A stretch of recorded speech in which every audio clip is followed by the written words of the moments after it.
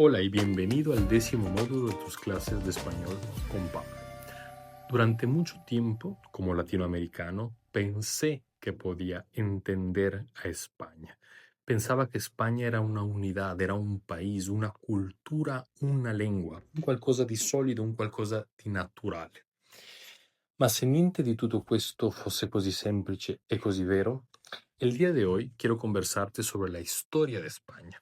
Yo pensé poder contar sobre la reconquista, sobre la unificación, sobre la idea de España como una identidad unica, politica e cultural. Ma devo ammettere un qualcosa proprio dall'inizio di questo video, porque esta es una parte de la historia que yo nunca la he estudiado en profundidad, che creía conocerla, che pensavo di conoscerla, però mi rendo conto che la conoscevo unicamente in superficie. Ed è questo quello che penso che potrà essere interessante in questo modulo, perché sebbene questo corso, si bien este curso no es un curso de historia, aquí sabemos que la historia es simplemente un pretexto para poder escuchar el español, quiero convertir este módulo non in un modulo di risposte, ma in un modulo di riflessione dal quale partiranno tante domande, muchísimas preguntas, porque cuando empiezas a mirar de cerca la historia de España, todo cambia. España no nace como una unidad evidente, es una construcción, una unión que en un cierto momento de la historia empezó a tomar forma, pero no como la entendemos el día de hoy. Y en ese proceso de cuestionar lo que yo creía saber, me doy cuenta de algo muy interesante, ¿no? Io, per esempio, pensavo in una versione tradizionale partendo da un punto della storia spagnola molto importante, que es la storia della Reconquista. Pensaba que la gran lucha de los cristianos por recuperar, digamos, de España de los musulmanes era completamente real, que era una historia clara, casi épica. Pero la pregunta que aquí me hago ¿es tan simple esta afirmación o es distinto? Porque cuando empiezas a profundizar te das cuenta que muchos historiadores creen que no. Y la opinión común el día de hoy es que esta reconquista fue bastante distinta a lo que nosotros nos imaginamos, ¿no?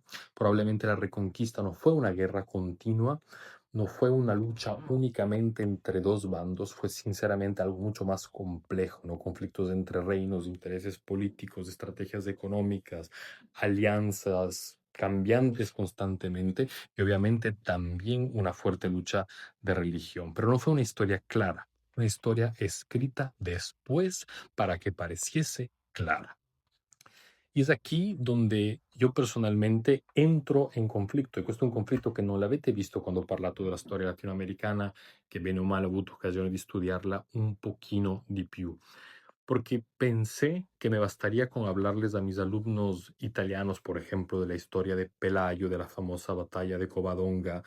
Eh, durante siglos y siglos se ha contado como el inicio de todo, ¿no? Como una especie de momento fundacional, cuando un pequeño grupo resistió heroicamente derrotando un enemigo mucho, mucho mayor, ¿no? Una historia que quien la ha estudiado le parece perfecta y probablemente demasiado perfecta para ser real. Pero me doy cuenta de que no puedo contar nada de esto, no puedo contar algo así, porque la realidad es muy, muy distinta. Y cuando empiezas a profundizar, te das cuenta, por ejemplo, que las fuentes no coinciden, que los relatos, lógicamente, no son neutrales y que cada versión de estas historias responde a una intención facciosa y muy clara, ¿no? Y entonces empieza a aparecerse, cuando estudias estos temas, una verdad incómoda, que es el hecho que no sabremos jamás lo que realmente ocurrió. Sin duda es un símbolo muy importante, un símbolo enorme, pero también hay que tener claro que es un símbolo construido. Lógicamente, este símbolo fue utilizado por la Corona de Castilla, que construyó un relato fuerte, fundacional y que era importante en ese entonces, ¿no? Pero no todos contaron la misma historia. Por ejemplo, Cataluña dio mucha menos importancia a la historia, llamémoslo así, de la Reconquista. Portugal prácticamente ni siquiera la mencionó. Entonces me doy cuenta de algo, que este no puede ser un video en el cual yo dé respuestas, tiene que ser un video en el cual yo haga preguntas. Y la más importante de todas es pensar y preguntarnos qué es la identidad. Porque la identidad no es que eres, es la historia que te han contado de quién eres.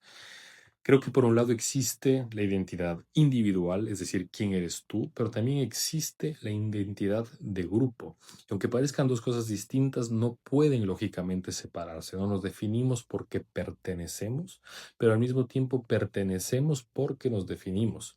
Las identidades se construyen a través de la familia, de la cultura, de las normas, de la sociedad. El ser humano necesita grupos, el ser humano necesita pertenecer. Entonces empezamos a utilizar etiquetas como nacionalidad, como cultura, como profesión. Pero no tenemos una única identidad, tenemos muchísimas y estas identidades cambian porque son estratégicas y son sobre todo contextuales. No eres exactamente la misma persona, es algo que me he dado cuenta cuando estás en tu país que cuando tú estás en el extranjero. Y muchísimas veces, solo cuando sales de tu país empiezas a sentirte realmente parte de él. Además, tendemos a definirnos, digamos así, frente a otros. Esta es otra de las características de la identidad, es decir, el nosotros frente a ellos, ¿no? Entonces construimos identidad sobre todo a través de las diferencias, pero esas diferencias muchas veces son exageradas y se convierten únicamente en estereotipos. Y estos estereotipos, cuando los profundizamos, nos damos cuenta que no son mínimamente verdades absolutas, sino que son percepciones muchas veces construidas, ¿no? Y entonces me hago una pregunta quizás provocadora, la hago a un español y pregunto, ¿un español hoy puede hablar claro y fuerte de su identidad? Yo entiendo que sí, entiendo que lo puede hacer, pero hay algo muy curioso, y es que España es una unión de reinos, ¿no? Una historia en parte muy similar a la historia de Italia, y hago esta simetría porque mis alumnos son italianos, es decir, un país con una geografía extensa, llena de historia, llena de belleza, llena de cultura, llena de monumentos, que fue a un cierto punto unida por voluntades políticas, pero con un pueblo que probablemente no se reconocía entre sí. Ahora, ¿qué sucede? Y esta es la provocación que quiero hacer en este módulo. Este pueblo tan variado y tan distinto emigró a América desde distintas zonas de España, ¿no? Zonas donde no solo la cultura era distinta, sino una diferencia tan radical como el hecho de que se hablasen idiomas distintos. Y en América sucede algo extraordinario. Es en América donde estas regiones de España, antes separadas, se encuentran, se mezclan por la primera vez y se obligan a convivir. Y obviamente no solo entre ellas, sino también con los pueblos indígenas, con culturas africanas, con realidades completamente nuevas. Y de esa mezcla, digamos que no es que nace una copia de una España que en realidad era fragmentada, sino que nace algo distinto, algo mucho más complejo, algo que me atrevo a llamar una especie de identidad hispánica ampliada. Y desde este punto de vista, España no fue la madre patria, sino que en un cierto sentido fue el padre que se mezcló con múltiples identidades americanas, dando lugar a algo completamente nuevo y por lo cual me atrevo, digamos, no a afirmar, sino a preguntar si es que es posible que una verdadera identidad hispana haya estado presente en Latinoamérica antes que en España. Podría ser que sí, ¿no? Que la primera España real no nació en la península, sino que nació en América por las circunstancias de la conquista, ¿no? En un lugar en donde el regionalismo tenía que ser menor porque la necesidad de convivir era mayor. Es una pregunta incómoda, probablemente necesaria, porque cuando profundizas la historia de Europa te das cuenta de algo muy interesante, y es que las identidades nacionales no siempre reflejan la realidad cultural profunda, ¿no? Muchas veces, y en la mayoría de los casos, son construcciones, exactamente en el stesso identico modo come è successo en Italia. Pero existe algo mucho más antiguo, existe algo mucho más profundo, a lo cual casi ya no se le da importancia, y es esa raíz común, es esa identidad latina que no une únicamente España o no une únicamente América Latina, sino que une a Portugal, a Francia, Italia e incluso muchísimo más allá, ¿no? Y esa identidad nos lleva al momento clave que es el Imperio Romano, porque Roma no solo conquistó territorio, sino que sembró algo mucho más, llamémoslo poderoso, sembró una cultura, una lengua y una forma de pensar, una semilla que sigue viva el día de hoy. Por ejemplo, desde las islas italianas, desde Sicilia, llegando a Bucarest, pasando por Madrid, por Lisbona, hasta el pueblo más recóndito en los Andes en América, ¿no? De alguna manera como si Roma hubiera logrado expandirse mucho más allá de lo que jamás imaginó. Y entonces, en este caso, la pregunta que quiero hacer no es histórica porque, repito, tengo muchísima dificultad en poder hacer este módulo a nivel histórico, sino es una pregunta personal, ¿no? ¿Qué es la identidad? ¿Es algo que heredamos? ¿Es algo que construimos? ¿O es algo que reinventamos constantemente? Porque quizás somos, y creo que sea así únicamente lo que la historia decidió en cierto punto que nosotros fuéramos.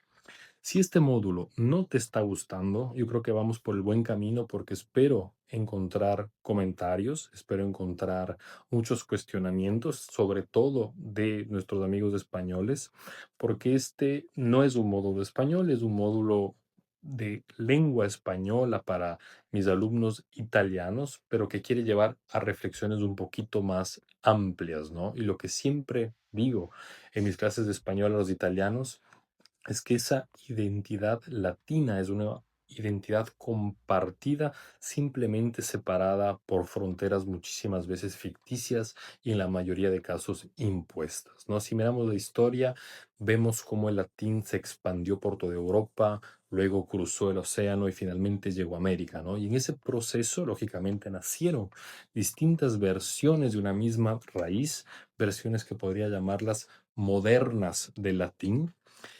Algunas de ellas en ciertos momentos de la historia tuvieron más fuerza que otras, otras menos, pero hoy vivimos en un momento en el cual el latín que se habla en España y que todos lo llamamos castellano se ha convertido en una lengua hablada por más de 500 millones de personas. Y esto sin duda lo convierte en el exponente internacional más importante de todo el mundo latino. Y es por esto que vale la pena estudiar el español porque como siempre repito a mis alumnos, el español no es una lengua extranjera, el español es parte de ti. Como decía al inicio de este módulo, no voy a desarrollar desde el punto de vista histórico la parte de España, pero justamente por esto quiero hacer algo que en mi opinión es bastante más interesante porque quiero invitarte a reflexionar, quiero invitarte a pensar. Te propongo un pequeño ejercicio. Quisiera que hagas una lectura comparada. Busca información sobre el proceso de unificación de España, normalmente asociado, digamos, a lo que se llama la Reconquista y a los Reyes Católicos, y compáralo con el proceso de unificación de Italia del siglo XIX. No quiero que memorices datos, quiero que reflexiones y me envíes tu respuesta. Y para esto te dejaré algunas preguntas que te pueden ser útiles. La primera de todas es, ¿crees que estas identidades nacionales nacen realmente en momentos históricos o son construcciones que se consolidan después? Pregunta número uno. Pregunta número dos. ¿Hasta qué punto una nación es una realidad cultural y hasta qué punto es una decisión política? Pregunta número tres. ¿Qué es más fuerte? ¿Lo que nos diferencia dentro de un país o lo que nos une? Y ahora viene mi provocación. ¿Tiene realmente sentido hablar de estas identidades nacionales tal como las entendemos hoy? ¿O sería mucho más lógico hablar de una identidad latina común? Una identidad que no solo atraviesa fronteras, sino que abarca matices culturales muchísimo más amplios. Una identidad que si realmente se entendiera, podría ser una unión y podría convertirse en una fuerza cultural enorme en el mundo y también en una fuerza económica. Pero para eso quizá tendríamos que dejar de preguntarnos cuántos somos distintos y empezar a entender quanto somos uguali. Io con questo vi lascio, vi ringrazio, spero vi sia piaciuta questa lezione e ci vediamo nel prossimo modulo. Saluti!